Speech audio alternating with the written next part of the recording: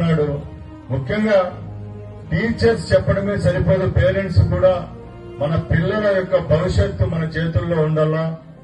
వాళ్ళు ఎదిగి ప్రయోజకులు కావాలంటే వాళ్ళకు కూడా ఒక అనుసంధానకర్తగా పేరెంట్స్ అలాగే టీచర్స్ వ్యవహరించే విధానాన్ని ఒకసారి గుర్తించుకోవాలి. దానిలో భాగంగానే ఇక్కడున్న తల్లిదండ్రులందరినీ ఒకటే కోరుకుంటున్నాం, మనం ఎంత సంపాదించినా బుద్ధహీనుడైన బిడ్డలకు 100 కోట్ల డబ్బు ఇచ్చినా కూడా వాడేం పనికొచ్చే విధంగా ఉండరు. కాబట్టి తప్పకుండా ఏదో గవర్నమెంట్ ఈ సౌకర్యాలన్నీ కల్పిస్తా ఉంది, మన పిల్లవాడు స్కూల్కి పోతాడు, పొద్దున పోయి సాయంత్రం ఇంటికి వస్తాడు అనుకోకుండా తప్పకుండా మీరు సంవత్సరంలో ఒక 5-6 సార్లన్నా వాళ్ళు చదివే విద్యా సంస్థలకు రావాలి.